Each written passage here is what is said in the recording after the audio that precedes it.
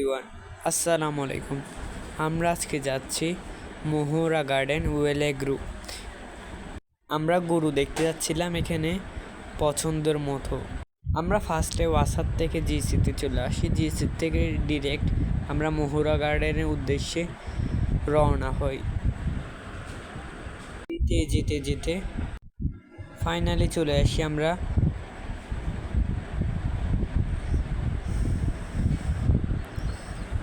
এখানে। পাখির শব্দ এবং গাছপালা আপনাকে মুগ্ধ করে দিবে। আপনারা চাইলে আপনাদের ফ্যামিলির সাথে চলে আসতে পারেন। এটিকে আগের থেকে বুকিং করে রাখতে হয়। এটি হচ্ছে মহুরার মধ্যে অবস্থিত। এটি হচ্ছে এন্টার। এদিক দিয়ে ঢুকে আমরা চলতে চলতে দেখতে পেলাম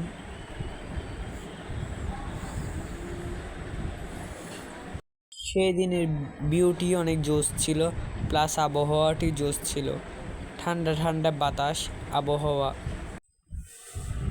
এতদিন গরম পড়ছে, হঠাৎ করে কোরবানির মৌসুমের দিকে দেখি বৃষ্টির আবহাওয়া। এই সাইডে সব দিক দিয়ে ফুল দিয়ে ভরা। এদিকে একটি প্লেগ্রাউন্ড আছে, বড় একটি মাঠ। এদিক দিয়ে ঢুকতে দেখবেন ওয়েল গ্রুপ বড় করে লেখা আছে গাছপালা মাঝে। এদিক দিয়ে বড় প্লেগ্রাউন্ডটি আমাদেরকে মুগ্ধ করেছে এবং এখানে পাখির বাসা আছে। এখানে কয়েকটি বক্সের মধ্যে পাখি আছে, কয়েকটিতে নেই। এদিক দিয়ে আবার দেখবেন একটি গাছ আছে, অনেকগুলো গাছ। এগুলো হচ্ছে বিদেশি গাছ, এগুলো বাংলাদেশে পাওয়া যায় না, এগুলো অনেক কষ্ট করে আনতে হয়। এদিক দিয়ে আমরা ঢুকতেই দেখেছি পাশে একটি ক্ষেত আছে। ক্ষেতগুলো বিভিন্ন, যেমন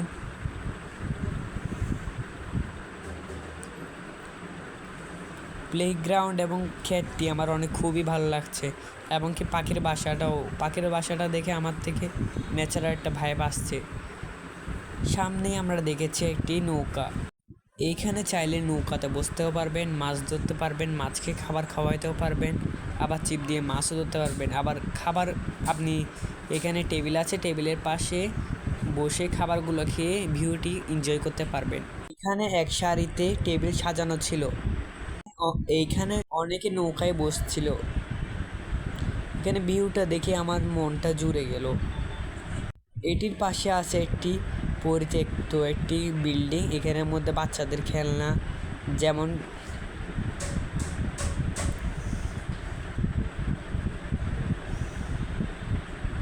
টেনিস, ক্যারাম। এটির সামনে এগোতেই আপনারা দেখতে পারবেন একটি ফার্ম। এই ফার্ম থেকে আমরা গরু দেখার চেষ্টা করছিলাম। এইখানে গরুর ফার্মগুলো ছোটোকাল থেকে পারা হয়েছে গরুগুলাকে, তার জন্য এগুলো একটি দাম 2 থেকে 3 অথবা 4-এর উপরে বলছিল।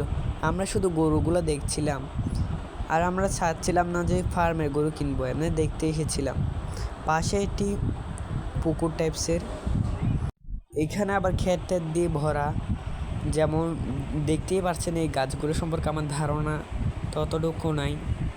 এদিক দিয়ে সামনে যেতে আপনারা একটি প্লেগ্রাউন্ড দেখবেন। আপনাদেরকে এই ভিডিওর মাধ্যমে সব কিছু দেখানো হবে। এইখানে ফুটবল, ক্রিকেট আর ব্যাডমিন্টন খেলা হয়। এটির পাশে একটি খামার রয়েছে। খামারে রয়েছে কবুতর, ঘোড়া। এখানে একটি বিয়ের আয়োজন হচ্ছে, দেখুন। এখানে প্রোগ্রাম করার জন্য অনেকেই মাঝে মধ্যে আসে, যেমন তারাও এসেছিল।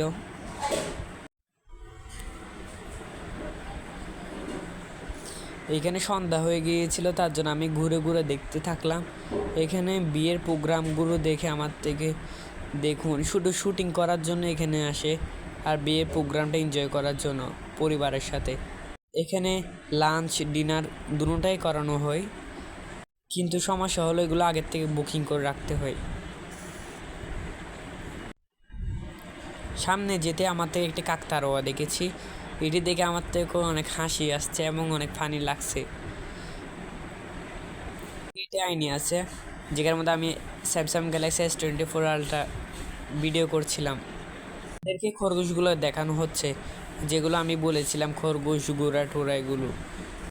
এর পাশে রয়েছে একটি ডিনার করার জন্য কাঠের জিনিস। এগুলো এমনি সাজানোর জন্য দিয়েছে।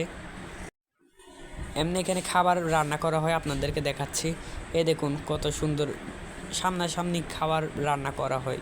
এখানে একটি পানি ছিল, এখানের মধ্যে অনেকগুলো মাছ ছোট ছোট চাষ করতেছে। এখানে নিচে দেখুন, আমি যেখানে হাটে চলেছি সেখানে দেখি বাচ্চাদের জন্য এন্টারটেনমেন্টের জন্য কিছু না কিছু আছে।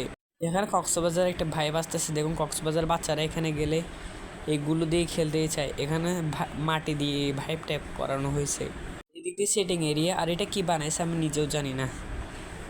এটা মনে মানুষ, একটি ফার্মার, যতটুকু আমি জানি ক্যাব দেখে লাগতেছে। এটি সন্ধ্যা হয়ে যাওয়ার কারণে এখানের মধ্যে অনেকে দোলনা খাচ্ছিল, অনেকে আবার মাটিগুলা দিয়ে খেলছিল। এটি একটি ডাস্টার, এখানের মধ্যে বাচ্চারা লেখালেখি করতে পারবে।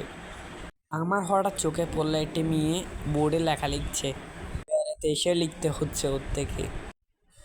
এইখানের মধ্যে বিউটি আমাকে পুরো মুগ্ধ করে তুলেছে। এর পাশে একটি রাজকীয় বিড়াল স্বাধীনভাবে হেঁটে যাচ্ছে। এরপর আমরা চলে এসেছি খামারের মধ্যে রিয়েল জিনিস দেখার জন্য। এটি গরু দেখেছি, এটি বলতেছে 2 থেকে 2.45। এমনিটি হাঁটে হইলে 1,90,000 হতে পারে আমার যতটুকু আন্দাজ মতে। এটি একটু রাগ দেখাচ্ছিল, আবার আদরও পেতে চাচ্ছিল। তাই আশেপাশে আরও গরু ছিল, কিন্তু কেন জানি না আমি শুধু এটাকেই আদর করছিলাম। এখানে ব্ল্যাক অ্যান্ড হোয়াইটের কিছু গরু ছিল, এখানে ভিডিওর মাধ্যমে তুলে ধরছি। এগুলো 3 লাখ থেকে 2 লাখ বলতেছিল। আমি কি ব্ল্যাক অ্যান্ড হোয়াইটগুলো আপনাদেরকে জুম করে দেখাচ্ছিলাম, এবং ব্ল্যাক কালার, রেড কালার এগুলো বলে দেশি গরু, আর এগুলো হচ্ছে অস্ট্রেলিয়ান গরু, আর এগুলো হচ্ছে অস্ট্রেলিয়ান গরু। ব্ল্যাকেরগুলো অস্ট্রেলিয়ান গরু। এখানে একটি গরু পছন্দ হয়েছে আমার, দেখুন বিভিন্ন কালারের, এটি পাকিস্তানের টাইপসের। এখানে আশেপাশে সবগুলো এরকম টাইপসের। পরে এই সাইডে সবগুলো তো অস্ট্রেলিয়ান, আপনাদেরকে তো আগেই বলেছি। এই সাইডে একটু কয়েকটা কালো গরু রয়েছে ব্ল্যাক অ্যান্ড হোয়াইট টাইপসের। এখানে খামারের মধ্যে সবগুলোই ব্ল্যাক অ্যান্ড হোয়াইট মোটামুটি। এই দেখুন, এটি হচ্ছে সব থেকে বড় গরু, আমার থেকে লাগতেছে পেট মোটা। তারপর এইটিও দেখছি, এইটার পাশেও যেগুলো আছে সেগুলো বড় সড়ো। এখানে আবার ছোটোখাটো গরু যেগুলোকে সেল করা হচ্ছে না, এমনি সেল করা হবে যদি কিনতে চায়, তবু কুরবান হিসেবে সেল করা হবে না। যেমন হচ্ছে, আর এটি থেকে তো আমার ভালো লাগছে, আপনাকে আগেই বলছি, এটাকে আমি 2-3 বার ভিডিও করছি। এগুলো মূলত আমি দেখাচ্ছিলাম ভিডিওগুলো, যে গরুগুলো কীরকম না কীরকম।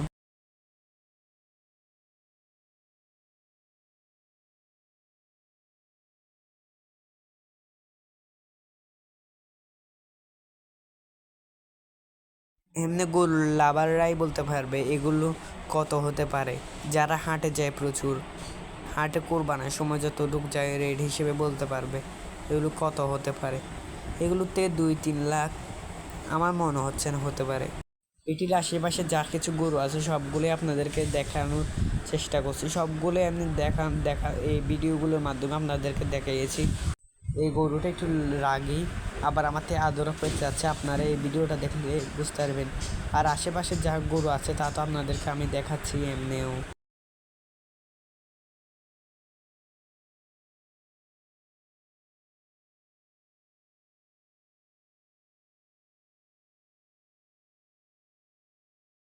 এখানে আশেপাশে যা গরু আছে তা গরুর লাভাররাই দেখলে বুঝতে পারবে এগুলো কত বাজেট হতে পারে। আমাদের লাগে না 2-3 লাখ হবে। এর পাশে আরেকটি আছে সেম গরুর খামার, এটা একই জায়গায়। এখানে একটি বাচ্চা গরু দেখেছি, সেটা আমার থেকে দেখে বেশ কিউট লেগেছে।